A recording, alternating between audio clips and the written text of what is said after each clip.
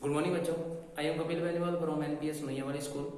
आज हम स्टार्ट करेंगे +1 का एक टॉपिक है mole concept and stoichiometry coefficient या स्टोइकियोमेट्री। इस पर मोल कंसेप्ट पर एक वीडियो पहले भी बना चुके हैं, उससे आगे हम प्रोसीड करेंगे। उस वीडियो में हमने देखा था कि mole in term of weight, in term of quantity और इन टर्म ऑफ वॉल्यूम देखा था।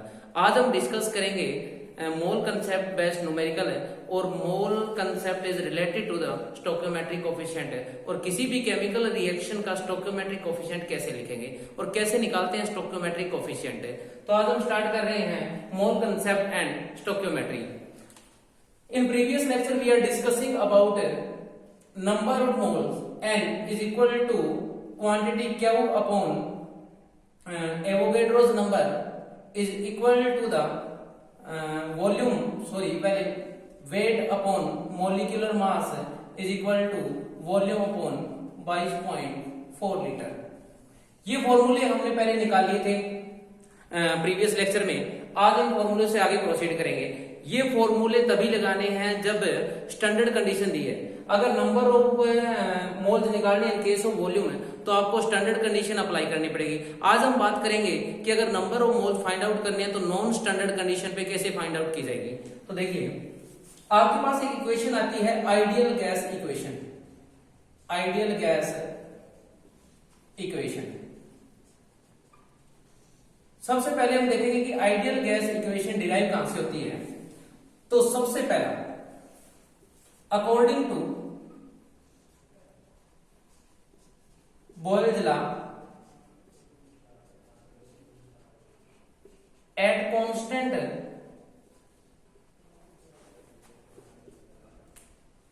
Temperature and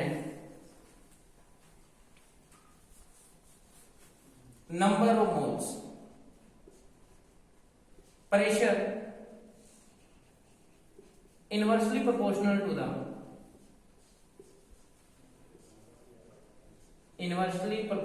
the volume of gas।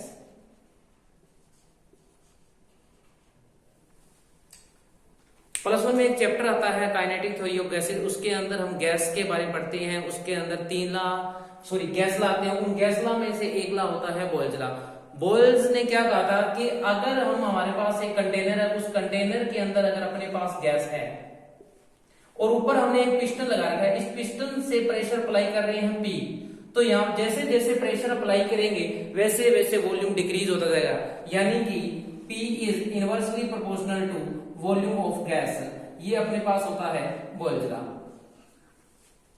Second हम देख रहे हैं कि प्रेशर जो होता है वो डायरेक्टली प्रोपोर्शनल होता है टेम्परेचर के। जैसे जैसे आप टेम्परेचर बढ़ाते जाओगे गैस एक्सपेंड होती जाएगी, यानी कि प्रेशर बढ़ता जाएगा। सेकंड, अगर बात करें कि at constant volume pressure is directly proportional to the temperature. ये सेकंड इक्वेशन अपने पास है।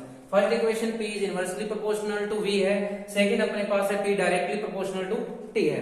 अगर थर्ड इक्वेशन की बात करें तो अपने पास क्या है, P is directly proportional to number of moles. अपने पास तीन इक्वेशन आई है। First is P is directly inversely proportional to volume, second is P directly proportional to temperature and third is P directly proportional to number of moles. हम तीनों इक्वेशनों को use करके आइडियल गैस इक्वेशन को derive करेंगे। Now ideal gas equation अपने पास क्या होती है, देखिए अपने पास तीन इक्वेशन आ चुकी है, जिनमें से पहली इक्वेशन है P directly proportional to V, inversely proportional to V। Second अपने पास है, ये फर्स्ट इक्वेशन है। सेकंड इक्वेशन अपने पास है P directly proportional to T, और थर्ड इक्वेशन अपने पास आ चुकी है P directly proportional to N। From equation 1, 2 and 3, from equation 1, 2 and 3 we get, using equation first, second and third, now we get P directly proportional to NT upon V।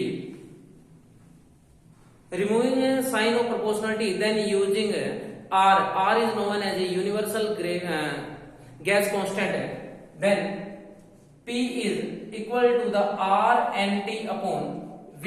अब V को यहां पर भेज दीजिए, PV is equal to nRT। ये ideal gas equation है। तो ideal gas equation को हम तीन इक्वेशन यूज करके ऐसे निकाल सकते हैं। अब देखिए आइडियल गैस इक्वेशन से हम नंबर ऑफ मोल्स निकाल सकते हैं, यानी कि N is equal to PV upon RT। ये अगर आपको नंबर ऑफ मोल्स निकालने हैं वो भी नॉन स्टैंडर्ड कंडीशन पे, तो आप आइडियल गैस इक्वेशन को यूज कर सकते हो। यहां पर यूजफुल मीनिंग देख लेते हैं। यहां पर P का मतलब होता है pressure, pressure of gas. V का मतलब होता है वॉल्यूम ऑफ गैस। R का मतलब होता है यूनिवर्सल गैस कांस्टेंट, यानी कि R की वैल्यू सभी गैस के लिए बराबर होगी।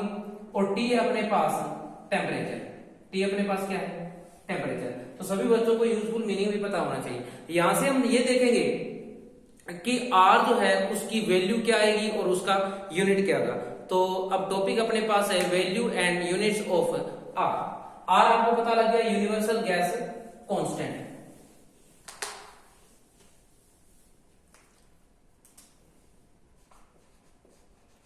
Value and unit of R। देखिए R आपके पास आइडियल गैस इक्वेशन होती है PV is equal to nRT। यहां से R की वैल्यू अपने पास आ जाएगी, R is equal to PV upon NT, ये R की value. If N is equal to, अगर N हम 1 मोल लेते हैं, N कितना लेते हैं 1 मोल, तो 1 mole of gas is equal to, then volume अपने पास होता है 22.4 लीटर। वॉल्यूम कितना होता है 22.4 लीटर। N के वैल्यू 1 है। T अपने पास होता है 273 केल्विन, टेम्परेचर इतना लेना है। और अपने पास प्रेशर लेना है 1 atm। अगर ये वैल्यू सभी इस फॉर्मूले में रखते हैं तो अपने पास R इज इक्वल टू क्या गया P का मान अपने पास है 1 atm, pressure 1 atm, multiply V अपने पास है 22.4 लीटर अपॉन में N अपने पास है 1 मोल और T अपने पास है 273 kelvin. Then R is equal to, आपके पास आ गया 22.4 अपॉन में 273 एटीएम लीटर पर मोल पर kelvin.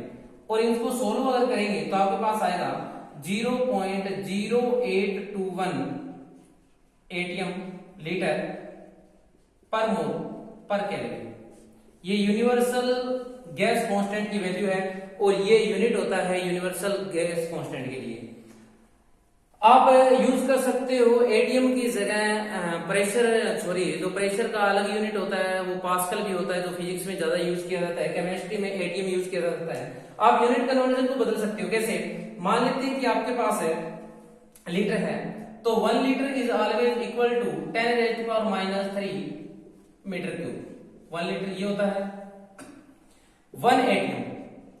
1 atm is always equal to 1.013 into 10⁵ pascal. आप लीटर की जगह ये रख दीजिए, एटीएम की जगह ये रख दीजिए और हम देखेंगे कि R का यूनिट और वैल्यू क्या आएगी। तो R इज इक्वल टू आपके पास है PV upon NT। Then P का मान रख दीजिए, एटीएम की जगह ये रख दीजिए 1.013 10⁵ पास्कल को PA से लिखा जाता है। वॉल्यूम आपने किस में ले रखा है, लीटर में, तो लीटर की जगह रख दीजिए 10⁻³ मीटर क्यूब और अपॉन में है 1 मोल इनटू टेम्परेचर है 273 केल्विन। और इसको अगर सोल्व करेंगे तो आपके पास आ गया 1.013 अपॉन में 273 इंटू 10⁵ इंटू 10⁻³ इंटू आपके पास है पास्कल मीटर क्यूब और अपॉन में आपके पास है मोल इंटू केल्विन। अब एक बात देखिए, जो पास्कल है और इंटू मीटर क्यूब है आपके पास। Pascal is the unit of pressure and metre cube is the unit of volume. आपको पता है कि प्रेशर इनटू जो वॉल्यूम होता है वो वर्क होता है। Pressure into volume is equal to work, और वर्क का जो यूनिट होता है उस यूनिट को बोलते हैं जूल। क्या बोलते हैं? जूल। तो आप पास्कल इनटू मीटर क्यूब की जगह जूल भी लिख सकते हो। ये वैल्यू है, अगर इस वैल्यू को अगर हम सोल्व करते हैं तो आपके पास आएगा 8.314 पास्कल मीटर क्यूब पर मोल पर केल्विन। तो ये आर की दो वैल्यू हमने देख ली है। पहली वैल्यू हमने आर की देखी थी 0.0821 एटीएम, एटीएम के साथ हमने देखा था लीटर इनटू आपके पास पर मोल पर केल्विन, और सेकंड वैल्यू आपके पास है 8.314 पास्कल मीटर क्यूब पर मोल पर केल्विन। ये हमने देखा यूनिवर्सल ग्रेविटेशनल कांस्टेंट की वैल्यू कैसे निकालेंगे, इसका यूनिट कैसे होता है, और हमने देखा कि नंबर ऑफ मोल्स को एट नॉन स्टैंडर्ड कंडीशन पे कैसे निकालेंगे। अब हम देख रहे हैं आगे वाला जो टॉपिक अपने पास है वो है स्टोइकियोमेट्री। अब स्टोइकियोमेट्री होती क्या है, किसी भी केमिकल रिएक्शन के लिए स्टोइकियोमेट्री क्या होती है। अब हम देख रहे हैं स्टोइकियोमेट्री। तो देखिए बच्चों, स्टोइकियोमेट्री जो अपने पास है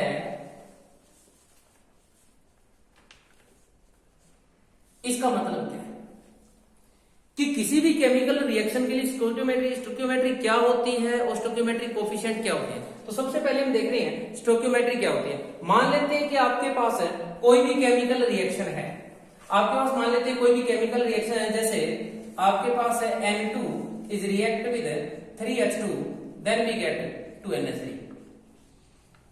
ये हेबर प्रोसेस होती है अमोनिया को बनाने के लिए, बहुत ज्यादा इंपॉर्टेंट है, याद रखना। अगर कोई पूछ ले कि एग्जाम में आपसे ये क्वेश्चन है कि method of preparation, name the method from prepare ammonia, कोई ऐसा मेथड है जिससे अमोनिया गैस प्रिपेयर की जाए, तो याद रखना है हेबर प्रोसेस। तो इसके अंदर है स्टोइकियोमेट्री क्या लगाना है, इसके आगे वन है, तो इसका मतलब आपके पास क्या है कि 1 मोल ऑफ N2, यानी कि 1 मॉलिक्यूल ऑफ N2, यहां पर 1 मॉलिक्यूल ऑफ N2, यहां पर कितना है, यहां पर है 3 मॉलिक्यूल ऑफ H2। मैं आपको बता रहा हूं स्टोइकियोमेट्री होती क्या और कैसे निकालते हैं। 3 मॉलिक्यूल ऑफ H2 और यहां पर है आपके पास 2 molecule of NH3। Previous video में हमने देखा था कि 1 मोल ऑफ गैस या 1 मोल ऑफ सब्सटेंस जो होता है वो एवोगैड्रो नंबर के बराबर होता है, यानी कि 1 मॉलिक्यूल ऑफ N2, इसका मतलब है Na मॉलिक्यूल ऑफ N2, इसका मतलब होता है 3 into Na molecule of H2, और इसका मतलब है 2 into Na molecule of ammonia. देखिए आपने देखा था कि 1 mole is equal to Avogadro number होता है। यहां पर नाइट्रोजन का 1 मॉलिक्यूल है, इसका मतलब Na मॉलिक्यूल आ जाएगी, क्योंकि 1 मोल के अंदर Na मॉलिक्यूल होते हैं। इसका मतलब Na मॉलिक्यूल को अगर लिखेंगे तो इसे लिखेंगे 1 मोल ऑफ N2, इसे लिखेंगे 3 मोल ऑफ H2, और इसे हम लिखेंगे 2 मोल ऑफ NH3। देखिए निकालने का तरीका होता है, बनाने का तरीका होता है। अब सभी बच्चे डायरेक्ट इससे कर सकते हैं। यहां पर क्या लिखा है 1, तो आप लिख सकते हैं 1 mole of N2 gas is react with 3 mole of H2 gas then we get 2 mole of NH3। तो बोलने का सेंस देखिए, इसका मतलब स्टोइकियोमेट्री का मीनिंग क्या होता है। यहां पर आप बोलने का तरीका देखिए कि 1 mole of N2 is react with 3 mole of H2 then we get 2 mole of NH3। तो ये हमने स्टोइकियोमेट्री लिखने का तरीका देख लिया। अब हम देख रहे हैं कि स्टोइकियोमेट्री कितनी फॉर्म में लिख सकते हैं। तो now we are discussing about stoichiometry in term of quantity. सबसे पहले हम क्या देख रहे हैं, सबसे पहले हम देख रहे हैं stoichiometry in term of quantity. Quantity की टर्म में स्टोइकियोमेट्री को कैसे लिखेंगे। आपके पास मान लेते हैं ये रिएक्शन है, nitrogen is react with hydrogen then we get ammonia. सबसे इंपॉर्टेंट बात सुन लीजिए, स्टोइकियोमेट्री अगर आपको लिखनी है, स्टोइकियोमेट्री कोफिशिएंट पता करना है, तो सबसे पहले केमिकल रिएक्शन को बैलेंस कर लीजिए। अगर बैलेंस है तो अच्छी बात है, अगर बैलेंस नहीं है तो उसको सबसे पहले आपको बैलेंस करना पड़ेगा। बैलेंस करने के बाद में आप स्टोइकियोमेट्री अप्लाई करोगे। N2 is react with 3H2 then we get 2NH3 ammonia. अगर सबसे पहले क्वांटिटी की टर्म में लिखें तो यानी कि आपके पास क्या है, आप लिखोगे 1 mole of N2, 1 mole of N2 is equal to Avogadro number. यहां पर आप है 3 mole of H2 is equal to 3 into Avogadro number, और यहां पर क्या लिखोगे 2 मोल ऑफ NH3, तो यहां पर बन जाएगा 2 इंटू एवोगैड्रो नंबर। आपको पता है 1 mole is always equal to the Avogadro number. यहां पर कितने मोल है 3, तो 3 से एवोगैड्रो नंबर को मल्टीप्लाई कर दीजिए। यहां पर कितने 2, तो यहां पर 2 को एवोगैड्रो नंबर से मल्टीप्लाई कर दीजिए। ये है इन टर्म ऑफ क्वांटिटी। सेकंड हम देख रहे हैं इन टर्म ऑफ वेट। अगर वेट की टर्म में देखें तो 1 मोल ऑफ N2 यानी कि 1 मोल ऑफ N2 किसके बराबर हो गया, ये हो गया 28 ग्राम। 28, क्योंकि एक नाइट्रोजन का जो वेट होता है वो 14 होता है, 2 का आपके पास 28 ग्राम, प्लस आपके पास हाइड्रोजन, यहां पर टोटल हाइड्रोजन कितने हैं 6 बन जाएंगे, तो यानी कि 1 मोल जो होता है वो हाइड्रोजन का वेट 1 होता है, तो टोटल का हो गया 6 ग्राम। और यहां पर अगर अमोनिया का अगर हम देखें तो अमोनिया के पास आपके पास बनेगा एक नाइट्रोजन का आपके पास हो गया, टोटल बनेंगे 34, कितने बनेंगे 34 ग्राम। एक बात आपने नोट की होगी, मैंने फर्स्ट टर्म के अंदर प्लस का साइन यहां पर नहीं दिया, लेकिन वेट के अंदर मैंने क्या दिया है प्लस का साइन। तो याद रखना है stoichiometric coefficient in term of weight लिखेंगे तो एडिशन एप्लीकेबल है, बाकी किसी में एडिशन नहीं लगाना। थर्ड अगर हम बात करें कि इन टर्म ऑफ वॉल्यूम, तो आपको पता है 1 mole of gas is equal to, यानी कि 1 mole of N2 is equal to 22.4 litre. यहां पर कितने मोल है 3, तो यहां पर कितना आ जाएगा आपके पास, यहां पर आ जाएगा 22.4 लीटर इंटू 3, और यहां पर कितना है अमोनिया के लिए, यहां पर 2 मोल अमोनिया के यूज कर रहे हैं, तो 22.4 लीटर इंटू आपके पास आ गया 2।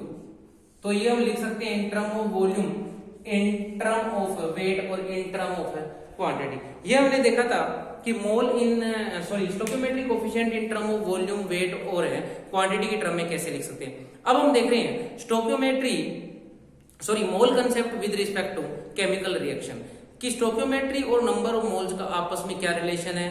ये फॉर्मूला आपके एनसीईआरटी प्रॉब्लम को सोल्व करेगा। अब हम देख रहे हैं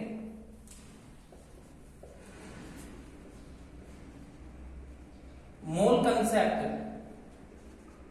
with respect to chemical reaction. किसी भी केमिकल रिएक्शन का मोल कंसेप्ट के साथ क्या रिलेशन है, विद रिस्पेक्ट कैसे लिखा जाएगा। मान लेते हैं कि आपके पास ये केमिकल रिएक्शन है, कैपिटल ए और कैपिटल बी। कैपिटल ए आपके पास रिएक्टेंट है, कैपिटल बी आपके पास प्रोडक्ट है। कैपिटल ए के आगे जो स्मॉल ए लिखा है this is known as stoichiometric coefficient. इसको हम क्या बोलते हैं स्टोइकियोमेट्रिक कोफिशिएंट। सभी बच्चे याद रखेंगे कि स्टोइकियोमेट्रिक कोफिशिएंट क्या होता है। ये स्टोइकियोमेट्रिक कोफिशिएंट ए है, ये बी का स्टोइकियोमेट्रिक कोफिशिएंट है, स्टोइकियोमेट्रिक कोफिशिएंट है। तो याद रखना है number of moles of A upon number of moles of B. मैं Na का मतलब बता रहा हूं number of moles of A, Nb का मतलब होता है number of moles of B.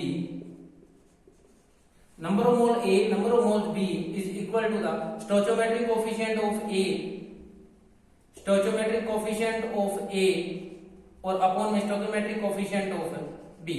Number of moles of A upon number of moles of B is equal to stoichiometric coefficient A का कितना है स्मॉल ए और बी का कितना है स्मॉल बी। ये रिलेशन आ गया।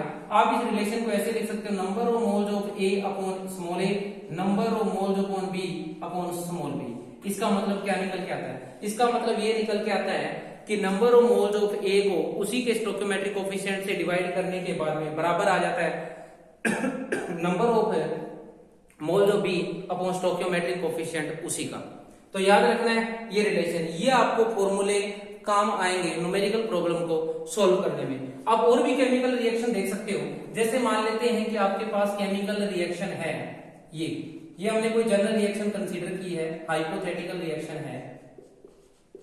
इसका अगर नंबर ऑफ मोल लिखें तो आपके पास सिंपल तरीका है, number of moles of A और इसी का स्टोइकियोमेट्रिक कोएफिशिएंट उसके बटा अपॉन में लिखना है, number of moles of B इसी का stoichiometric coefficient B, number of moles of C इसी का स्टोइकियोमेट्रिक कोएफिशिएंट है, और number of moles of D इसी का स्टोइकियोमेट्रिक कोएफिशिएंट है। ये फॉर्मूले आपको डायरेक्ट याद रखना। फॉर एग्जांपल हम किसी एग्जांपल को सोल्व करते हैं, मान लेते हैं आपके पास N2 is react with 3H2 then we get 2NH3। आपको कह रहे इसका स्टोइकियोमेट्रिक कोएफिशिएंट और नंबर ऑफ मोल्स का क्या रिलेशन है, तो देखिए number of moles of N2 upon में इसके आगे कितना लिखा है 1, तो ये stoichiometric coefficient 1, number of moles of H2 upon में कितना लिख रहे हैं 3, और number of moles of ammonia और इसके अपॉन में कितना लिख रहे हैं 2। तो ये रिलेशन आप लिख सकते हो। इसके बाद में हम सोल्व करेंगे कि इस पर कोई भी न्यूमेरिकल प्रॉब्लम अगर आए तो उस न्यूमेरिकल प्रॉब्लम को कैसे सोल्व करेंगे। Now we are discussing about numerical problem. अब हम शुरू कर रहे हैं, calculate the amount of the water gas के फॉर्म में produce by the combustion of 60 gram of the methane. इस न्यूमेरिकल को सोल्व करते हैं। सबसे पहले मोल कंसेप्ट के इस टाइप के न्यूमेरिकल को अगर सोल्व करना है तो सबसे पहले आपको इसकी केमिकल रिएक्शन लिखनी आनी चाहिए। तो देखिए केमिकल रिएक्शन कैसे लिखेंगे। कंबंशन दे रखा है मीथेन का, यानी कि CH4 ऑक्सीजन की प्रेजेंस में अगर ट्रीट करेंगे तो आपके पास कार्बन डाइऑक्साइड प्लस वाटर, इसको अगर आपको बैलेंस करना है तो ऐसे करेंगे, CH4 methane gas, oxygen gas, carbon dioxide gas और वाटर एज वेपर की फॉर्म में है। तो आपको ये लिखना है, ये केमिकल रिएक्शन लिखी है। अब इसके अंदर आपको क्या दे रखा है 60 ग्राम ऑफ मीथेन, यानी कि वेट दे रखा है, किसका वेट दे रखा है CH4 का आपको वेट दे रखा है 60 ग्राम। सबसे पहले आप मोल कंसेप्ट लगाइए, अभी जो सिखा गए आपको। देखिए number of moles of CH4 upon में इसका stoichiometric coefficient 1, number of moles of O2 upon में इसका स्टोइकियोमेट्रिक कोएफिशिएंट 2, ये केमिकल रिएक्शन बैलेंस है, is equal to number of moles of CO2 upon में इसका stoichiometric coefficient 1 is equal to number of moles of water upon में इसका stoichiometric coefficient 2। सबसे पहले ये रिलेशन निकालिए। अब आपको दिया क्या, आपको CH4 का दे रखा है और वाटर का पूछ रखा है, तो इन दोनों फॉर्मूले को आप यूज कर सकते हो। कैसे, number of moles of CH4 is equal to number of moles of water molecule upon में 2। तो यहां से number of water molecule is equal to क्या आ गया, number of moles of CH4 into 2। सबसे पहले आपको number of moles of CH4 निकालना पड़ेगा। तो यहां से number of moles of CH4 कैसे निकालेंगे, number of moles of CH4, मैंने आपको मोल्स का इन फॉर्म ऑफ क्वांटिटी के रूप में एक फॉर्मूला करवाया था। वो फॉर्मूला क्या था, वो आपके पास फॉर्मूला था कि नंबर ऑफ मोल्स अपॉन क्या अपॉन में आपके पास हो जाएगा, एक तो आ जाएगा अपने पास है क्या अपॉन एवोगैड्रो नंबर, और एक आपको करवाया था number of mole in the form of weight, तो वेट के फॉर्म में ये करवाया था। आपको इस फॉर्मूले का यूज करना है क्योंकि आपको वेट दिया 16 ग्राम, तो आप इस फॉर्मूले को यूज करिए। वेट ऑफ द ऑक्सीजन कितना दिया है 16 अपॉन में मोलिकुलर मास, CH4 का मोलिकुलर मास कितना है, CH कार्बन का होता है 12 और हाइड्रोजन का 12, तो हाइड्रोजन का 1, तो टोटल अपने पास होगा 60। तो आपके पास नंबर ऑफ मोल्स कितने आ गए 1, कितना आ गया 1। तो नंबर ऑफ वाटर मॉलिक्यूल आपके पास यहां से इसके अंदर यहां पर 1 रख दीजिए, 1 मल्टीप्लाई 2, तो आपके पास number of moles of water molecule कितने आ गए 2। आपको वाटर मॉलिक्यूल के नंबर ऑफ मोल्स नहीं निकालने, आपको निकालना है अमाउंट ऑफ द वाटर, यानी कि इसका क्या निकालना है आपको वेट। तो इसका आगे सॉल्व करते हैं। आपके पास है number of water molecule is equal to the weight of water upon molecular mass of the water. आपको निकालना है weight of the water, amount of substance निकालनी है, this is equal to number of water molecule into molecular mass. आपको number of water molecule कितने हैं 2 moles आ गया आपके पास, और है मॉलिक्यूलर मास, वाटर का मॉलिक्यूलर मास होता है टोटल 18, तो ये आ गया 36 ग्राम। तो वेट है जो अमाउंट ऑफ द सब्सटेंस है, amount of the water produce हो जाए ड्यूरिंग ए कंबंशन, तो आपके पास कितना आ गया 36 ग्राम आपके पास है आ चुका है। अब हमने देखा था न्यूमेरिकल के अंदर कि वाटर का कैसे मोल कंसेप्ट यूज करके हमने amount of the water produce during a combustion निकाला है। तो उस फॉर्मूले का यूज करके सभी बच्चे इस न्यूमेरिकल को भी सॉल्व करेंगे। और अगर इस न्यूमेरिकल में कोई भी दिक्कत आए तो हमें हमारे वीडियो में कमेंट करें। उम्मीद करूंगा कि जितने भी मैंने आज मोल कंसेप्ट के टॉपिक बताए हैं वो आपके काम आएंगे। और ये न्यूमेरिकल प्रॉब्लम जो है वो एनसीईआरटी की न्यूमेरिकल प्रॉब्लम है। एक बात और है, एनपीएस जितनी भी वीडियो आपको अपलोड कर रहा है तो ये एक फॉर्मेलिटी नहीं है, क्योंकि हम पूरी कड़ी मेहनत से अपने डायरेक्टर और प्रिंसिपल सर के दिशा निर्देश के अकॉर्डिंग हम ये वीडियो बना रहे हैं, वो हमें गाइड करते जा रहे हैं। तो सबसे पहले मैं उनका थैंक्स भी करना चाहूंगा कि थैंक्स मिस्टर वकील गोदारा एंड सुरेंद्र मादान, जिन्होंने इतना अच्छा हमें प्लेटफॉर्म दे रखा है, इतनी अच्छे हमें तरीके से गाइड करते हैं, जिससे हम अपने हौसला हमें हो जाता है, जिससे हम अच्छी से अच्छी वीडियो बनाएं। और अगर किसी भी बच्चे को कोई प्रॉब्लम आए तो कमेंट बॉक्स में कर सकता है, हम जस्ट ही उसको शॉर्ट आउट करने के तरीके देखेंगे, जल्दी उसको हम प्रॉब्लम को सॉल्व करेंगे। Thank you, have a nice day.